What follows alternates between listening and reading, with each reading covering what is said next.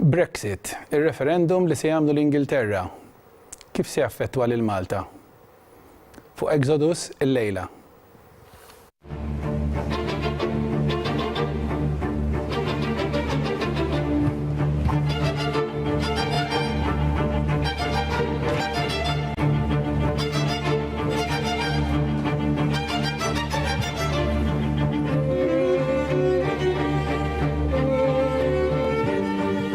Ġentili telespettaturi, dan huwa Exodus, il-programm settimanali tagħna. Illum se nitkellmu fuq il-Brexit li qiegħed fuq fhom kulħadd, jiġifieri dak ir-referendum li se jagħmlu l-Ingliżi biex jiddeċiedu jibqgħux ġol-Unjoni Ewropea jew joħorġux. Għandhom din l-għażla li jew jibqgħu u jsiru ċertu tibdiliet mal-Unjoni Ewropea li jkunu jiffavorixxu lill-Ingliżi milli jidher, jew jażlu li joħorġu kompletament minn din l-Unjoni tal-pajjiżi Ewropej. Mana l-lejla jiena u sieħbi Ivan għandna il-Dr. Angelo Mikallef, mibgħut mill-Partit Nazzjonalista. Il-Labour Party kellhom persuna kien ġej u fl-aħħar ftit informani li għal xi raġunijiet oħra ma jistax jiġi, allura se jkollna nagħmlu l-programm mingħajru. Dan is-suġġett huwa suġġett jaħraq għal ħafna Maltin għax iż-żewġ partiti donhom qed jagħtu impressjoni illi se jaffettwa lil Malta dan il-ħruġ jew jekk jibqgħux l-Ingliżi ġol-Unjoni Ewropea. Smajna lil wieħed mill-MEPs tagħna wkoll għadda xi kummenti wkoll u naħseb anke l-Partit Nazzjonalista għandu xi jgħid, però aktar tard insaqsu d-delegat li għandhom hawnhekk ħalli nkunu nafuha minn għandhom uffiċjalment ħanajtek. L-Unjoni Ewropea, kif tafu, kienet iffurmata bħala European Economic Community fil-ħamsinijiet ftit wara it-tieni gwerra, jew kważi tard fl-erbajnijiet. U kienu 6 pajjiżi oriġinarjament li jingħaqdu u waħed mir-raġuni li kienu taw kienet biex ikollhom unjoni ta' kummerċ ħieles bejn il-pajjiżi. U sa hemmhekk kien tajjeb ħafna. Fil-fatt l-Ingliżi fit-73 kienu kulħadd iħajjarhom u ddeċidew li jidħlu. U meta daħlu l-Ingliżi kienet għadha komunità Ewropea ta' business bejn il-pajjiżi fejn qataw id-dazji bejn il-pajjiżi membri u kienet iddaħlet din il-famuża VAT ġol Ewropa kollha bejn il-pajjiżi membri u kulħadd beda jitħajjar il-pajjiżi Ewropej jidħlu f'din l-għaqda u assoċjazzjoni li skont l-opinjoni tiegħi kienet tajba ħafna dak iż-żmien, jiena dak iż-żmien kont għadni ġuvnot, kont għadni qed nibda il-ħajja tista' tgħid, kont membru fil-Partit Nazzjonalista wkoll u konna naraw l-Komunità Ewropea bħala xi ħaġa illi naspiraw għaliha, però dak iż-żmien billi konna għadna ħirġin minn taħt il-kolonjaliżmu Ingliż u l-indipendenza li kellna aħna kienet indipendenza daqsxejn parzjali mal-Ingliżi li kienet ġifieri qabel ma Malta saret Repubblika konna għadna bil-Gvernatur, konna għadna b'ħafna postijiet f'idej l-Ingliżi bl-Armata Ingliża u hekk, allura l-Unjoni Ewropea dak iż-żmien kienu rrifjutaw il-mistoqsija ta' Dr. George Borch Olivier fis-sittinijiet meta kien talab formalment jekk jistax jibdew isiru negozjati biex Malta tidħol f'din l-Unjoni. U r-risposta kienet illi aħna ma nistgħux aħna għadna dipendenti fuq l-Ingilterra u l-Ingilterra dak iż-żmien laqas kienet membru, però fit-73 l-Ingilterra daħlet. U ironikament aħna fl-74 sirna Repubblika.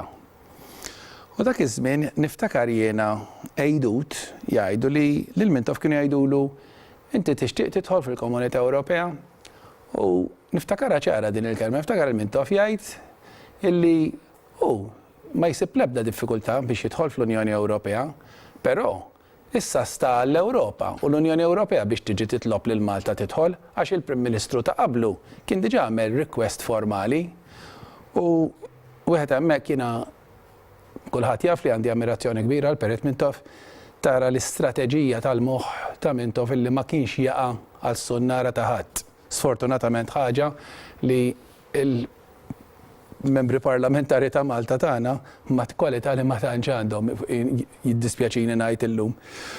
U mbagħad ġrat l-istorja kif ġrat fis-87 kellna l-bidla mill-Partit Laburista għall Partit Nazzjonalista u l-Partit Nazzjonalista kellu f'rasu li jrid jidħol f'din l-Unjoni Ewropea at all costs. Tħallna u meta tħallna dak iż-żmien l-affarijiet ma kinux kif huma llum. Però ġara ħaġa fl-Unjoni Ewropea. Ġie l-famuż Trattat ta' Lisbona. U dan it-Trattat ta' Lisbona bidel ħafna minn dik li kienet is-sovranità tal-pajjiżi u weġġa' lilna l-Maltin u weġġa' ħafna lill-Ingliżi. L-Ingilterra qatt ma riedet tkun pajjiż ikkmandat minn ġo Brussell. U biex intikom daqsxejn idea, sieħbi Ivan kitab anke ktieb fuq dawn l-affarijiet u it-Trattat ta' Lisbona jista' jispjegalkom għaliex weġġa' lil Malta u anke lill-Ingilterra fil-fatt tal-istess uġiħiet. Ivan. Ekku. Nistgħu nitlu f'dak is-suġġett fil-fond ħafna, però naħseb aħjar dak kważi nżommuh għal darba oħra u niffukaw iktar fuq għaliex l-Ingliżi jixtiequ jitilqu mill-EU biex nipprova nifhmu aktar l-EU l-Ingliżi jixtiequ jħorġu mill-EU. Intervistajna nies li appuntu qegħdin frontline qegħdin fil-ġlida qudiemnet qed jgħidu aħna rridu li l-Ingilterra toħroġ mill-Ewropa. Għamilna intervista bħalma tafu l-Alleanza Bidla għandha ħbiberija ma' diversi gruppi u anka partiti fl-Ewropa nifisha. Għamilna intervista ma' Jonathan Arnott li huwa MEP ġol UKIP.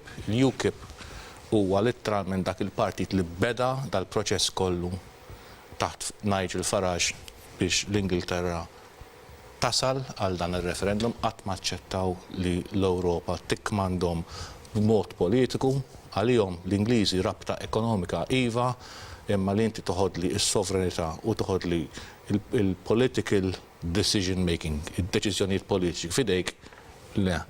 Għamilna din l-intervista miegħu ħanisimgħuh issa ħajkolli nitkellem bl-Ingliż għax dal-persuna huwa Ingliż. Good evening, Jonathan. Thank you for accepting our invitation to come to our program and sharing some of your thoughts with us. Well, thank you very much for inviting me onto Exodus. It's great to be here and it's great to hear about the Alleanza Party and how things are progressing in Malta. It's always good to hear of new movements being set up across Europe, across the world, that stand up for individual nations, for freedom and for sovereignty. Well, I also thank you, thank all the UKIP team for the support they've given us in the past. But can I go directly into the questions? Without a doubt, if Britain leaves the EU, this move will affect both Britain as well as other states like Malta. So, to those on the island of Malta who have not been following British political events too closely, why does the No camp want to leave the EU? Well, there are many reasons that Britain would want to leave the European Union. I suppose the first reason to start with is the £55 million every single day that we send from the United Kingdom across to Brussels, when we get some of our own money back with strings attached. Some of it's to do with sovereignty. You know, we believe that it's better for the British people to govern ourselves. We believe that if we want new laws in the United Kingdom, it's better that we can write laws that are right for us in Westminster rather than having one-size-fits-all laws. So we have the same laws in the UK as in Malta, as in Sweden, as in Romania, when actually those countries are all very much different from each other. The other key issue for us is border control. Whilst we're in the European Union, we can't control our borders. And that means that we've got unlimited right for people from other EU countries to come to live, work in the UK. But of course that has big impact on British unemployment, because of course across the European Union the first foreign language people learn to speak is English. So people always want to come into the UK. All we want is to be able to have a little bit of control back over our borders. We don't want to shut them, we just want to control who comes to the UK and to make sure that the people who come in bring the skills that we actually need. Okay, but David Cameron, your Prime Minister, he obviously has a different point of view. He's gone off to renegotiate a new package for Britain, and he's saying it's successful. Why is that package What are your opinions on that package, and why is it not good enough for the people, and why should they say no? Well, Cameron's deal is about this emergency brake, and that's the one big thing he's come up with, but it misunderstands the problem. The problem is about the number of people coming to the UK. He's talking about in-work benefits, which I don't think anyone was really raising as being the issue, so he's solving a non-existent problem. But just today, in the European Parliament, we voted on a new legislative report about opening up our job centres so that anything that's advertised on a UK job centre will also be advertised to workers across the European Union with a helpful CV matching service. So actually, we're currently sending out search parties for more people to come to the UK when we're already an overcrowded island ourselves. So Cameron's deal is achieving next to nothing. He's also got rid of the words ever closer union. Well, unfortunately, those words ever closer union were never actually legally binding in the first place, so if you get rid of words that weren't legally binding, it doesn't make the slightest bit of difference. So Cameron is just tinkering around the edges. He's not actually achieving anything that will make a difference for the United Kingdom. How does this British referendum affect the Maltese population? What will change, in your opinion? Why should the Maltese person pay attention to what's happening in Britain right now?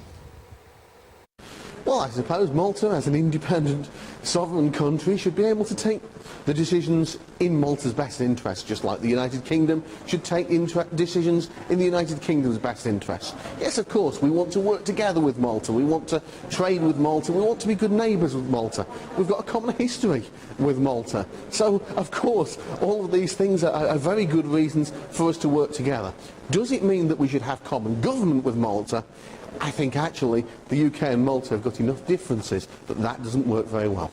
Okay, understood. Why should a British expat or someone in Malta who has a right to vote in the UK vote for an EU exit? Probably the biggest question that the people living in Malta are asking right now is, if the EU exits, how will it affect us and our relationship with the UK? As you're aware, Maltese people have a very strong tie with Britain. Malta has a very strong tie with Britain, goes back hundreds of years, and our culture, our laws, our parliament, our economy are all based, intrinsically tied with the UK system. What would happen to all of this should the UK leave the EU? Well, first of all, you have to ask with a lot of people who are expats from the UK who've gone to live abroad, whether it's in Malta, whether it's the USA, Australia, Spain, wherever it happens to be. If you've got somebody who's left the UK, quite often they've left for a reason, quite often they've left because they're not happy with the direction that things are going in the United Kingdom. So, in terms of our relationship with Malta, I don't think anything particularly would change on a day-to-day basis in that way. We'd still trade with Malta, we'd still work together with Malta as a country, so that wouldn't be any different. So there would be no negative to doing that, but actually it would be helping us to reassert our freedom and our independence in the UK. So basically what we're saying here is that if Britain exits the EU, more or less the relationship between Malta and Britain stays the same. Jonathan, I apologise very much, but we don't have too much time at our disposal. Thank you very much for being with us today. We'd love to have you here and all the UKIP team over in Malta, hopefully very soon over here, so that we can discuss things better and in a more public forum. Do you just have a final comment for us? And thank you for attending this conversation. Well, thank you very much for inviting me on to Exodus. It's great to hear in the European Parliament this week about the Alleanza Party, that there is now a third viable party in Malta that's doing something a little bit different. Of course, the MEPs that we've had from Malta so far have been very much from the pro-federalist European People's Party and the Socialist and Democrat groups in the European Parliament. So it's very different, very exciting for us to know that there is another political party in Malta that's being set up and that actually has a good chance of success, and a party that will defend the Maltese people and Maltese sovereignty. Thank you very much for being with us. Malti, forsi tagħmel daqsxejn brief synopsis għal dak kollu li ntqal. Fil-fatt dan l-MEP Ingliż jagħti l-wieħed jifhem li huma m'għandhomx dik il-ħeġġa biex joħorġu mill-Unjoni Ewropea għax jurdu joħorġu biex jimpikaw. Huma għax iħossu li pajjiżhom weġġa fl-Unjoni Ewropea iħossu li qed iħallsu 55 miljun sterlina kuljum li hija somma esaġerata kbira. U ma jeħdux lura imqar nofs dak li joħorġu, allura huma net contributor esaġerat l-Ingilterra. Issa barra minn hekk l-Ingliżi iddejjaqhom li s-Supreme Court tal-Ingilterra jiġi mittiefes u jgħidulu li il-liġijiet tal-Unjoni Ewropea huma supremi. U dika anka l-imħalfin kienu waqfu fil-fatt, waqfula, li ma rridux jafu. Mela għandek dik il-segment tal-avukati ħanajtek u tal-liġijiet Ingliżi, isom diġà dawru kontra l-Unjoni Ewropea. Li xaħat jimponi fuqhom. Eżatt. Mela, għal min qed jisma' barra, forsi daqsxejn confused, forsi qed jisma' l-Alleanza Bidla favur, trid toħroġ, trid tiqbem hemmhekk. Ħa nipprov nispjegaw ftit x'inhi il-pożizzjoni tal-Alleanza Bidla. Aħna mill-bidunet għedna il-pakkett tal-Ewropa kif inhu llum huwa ħażin għal Malta. Aħna għedna li t-Trattat tal-Lisbona huwa ħażin għax jimponi eżatt l-istess kliem li qed isimgħu mill-Ingliżi. Aħna sentejn ilhom meta ħriġna l-ewwel darba għall-MPs għall-Ewropa għedna l-istess kliem eżatt. Fl-Alleanza hemm nies li jridu jibqgħu fl-Ewropa u hemm nies li jridu jitilqu mill-Ewropa. Allura aħna bħala partit iddeċidejna hekk li ġej, da li ġej. Iddeċidejna l-ewwel ħaġa li għandna li naqblu fuq huwa li l-pakkett huwa ħażin. Mela, ejja mmorru ninnegozjaw pakkett ġdid mal-Ewropa. Dan hu possibbli għax qed taraw l-Ingliżi qed jagħmluha issa stess u nnegozjaw pakkett ġdid. Wara li nnegozjaw pakkett ġdid, ejjew niġu lura għan-nies u n-nies permezz ta' referendum ibbażat fuq il-pakkett ġdid jiddeċidu jekk jixtiequx jibqgħu fl-Ewropa jew le. Mela, id-deċiżjoni jekk aħna nibqgħux fl-Ewropa jew le, l-Alleanza Bidla qed tgħid hija fidejkom, mhux fidej il-partit li jgħid iva nibqgħu jew le ma nibqgħux, imma bbażat fuq pakkett ġdid. Dak li għedna sentejn ilu eżatt qed jixri fl-Ingilterra illum, il-Prim Ministru tagħhom mar jinnegozja pakkett ġdid, qed jgħid li ġab pakkett ġdid u issa qed jitfgħu għall-poplu tiegħu biex jagħmel referendum. Mela aħna naħsbu li aħna qegħdin fit-triq it-tajba viżavi l-Ewropa u ċara għall-aħħar. Jekk l-Ingliżi jista' jagħmluha, aħna għandna l-istess dritt, aħna għandna l-istess dover li ninnegozjaw pakkett aħjar għal Malta, inqeduh għall poplu Malti u il-poplu Malti jiddeċiedi jerġa' l-istess triq. Ma dak li konna nisimgħu fil-passat li once niftakar fil-2004 nistakar fuq Xarabank, Tonio Borġ dak iż-żmien saqsew domanda dritta, once li aħna nidħlu fl-Ewropa nista' noħorġu u rrisponda le, once li tidħol ma tistax toħroġ.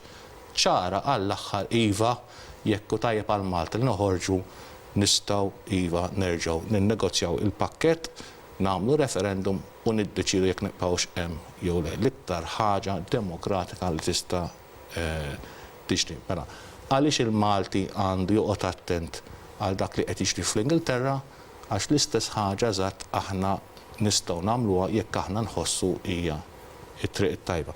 Nixtieq nispiċċa dal-punt fuq żewġ movie clips żgħar. Jumejn ilu Nigel Farage, il-kbirnet tal-UKIP, il-persuna li smajna huwa membru parlamentari Ewropew MEP tal-UKIP, il-kbirnet għal dan il-kliem għaliex l-Ingilterra għandha toħroġ. And I have to say the British public will decide which is our safest option. Is it safe to stay within an organisation whose own police boss tells us there are 3,000 to 5,000 terrorists that have now come into our continent through the migrant crisis, or is it safest to take back control of our own borders and our own democracy? After much consideration, I have decided to opt to vote for us to leave.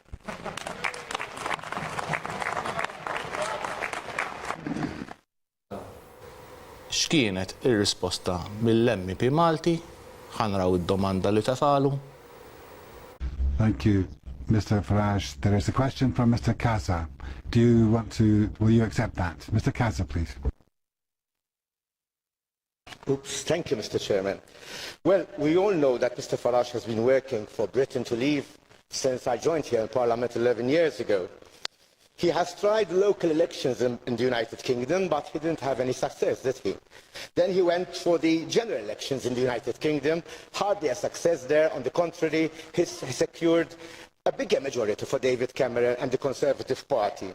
Now, if in the referendum, which he always wanted, the majority of the British people say yes, meaning to stay part of us in the European Union, will he call it a day and retire from politics, or would he want another chance to stay here enjoying the company of us Europeans? Well, Mr. Casa, I don't know who's been briefing you on UKIP's electoral history. You perhaps haven't got a very good memory, I'm not sure.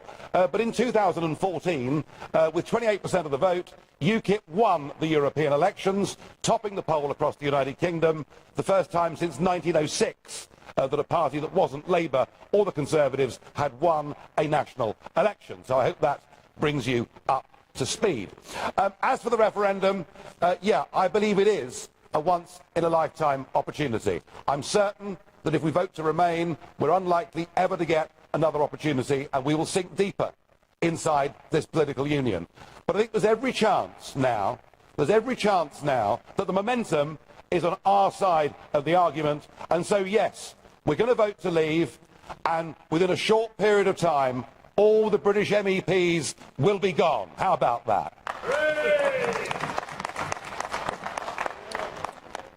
David Casa, ħanispiċċaw l-ewwel parti biex taraw kif tkellimna aħna sentejn ilu meta aħna morna il-Parlament Ewropew.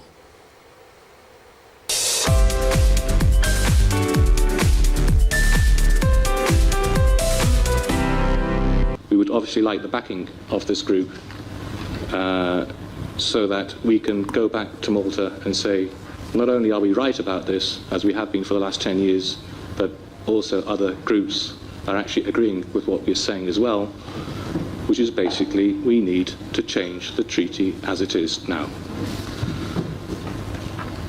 And we'd like to go back and seriously offer the voters an alternative. Because both parties right now in Malta, the left wing and the right wing, we have two parties in Malta, the left wing and the right wing presently are both saying, Europe, yeah, fantastic, no issues, we love it. We are saying, you need voters, you need an alternative to decide to make a proper decision which way to go. We'd be very happy to discuss further if there's any questions. Thank you very much. Thank you. That was very clear, I think. Yeah, you weren't going to have much trouble convincing this audience that Euroscepticism was a good idea, believe you me. Stuart, I think was the first hand I saw. Thank you very much. I'd just like to ask you, are you proposing to invoke Article 50 of the Lisbon Treaty? Because that is the roadmap for change, but it does of course mean you're giving notice to leave the European Union, which some of your supporters might not want you to do. The other thing I'd just like to point out after listening to what you've said is that you've talked about the Maltese constitution. We in Britain don't have a constitution anymore, in as much that it is the Lisbon Treaty. That is now our British constitution, and that is actually your Maltese constitution. That's the unfortunate fact of it. Anyway, the Article 50. Where we feel that a lot of people are actually being fooled. The Maltese constitution came first, before the agreement. The Maltese constitution says quite clearly that it is the supreme law of the land. There shall be no other law above it, and if there is a law which goes against the Constitution, it is automatically revoked. So there is no way that the Lisbon Treaty can actually be supreme to our constitutional law. This is our argument. Our argument is the EU is saying we have supremacy over national law. We are saying no, you don't. No, you don't. Our law was there first. It's still in place. When you signed that agreement, it was in place. That agreement is non-effective because our law says you cannot be above our law. This is our argument. So we are not saying that we will revoke Article 50. We are saying the actual agreement that we have between Malta and the EU presently is not a correct agreement. It needs to be not changed, scrapped and a new one put in place. Narawkom għat-tieni parti fejn diskutu l-effett tal-referendum Ingliż fuq Malta.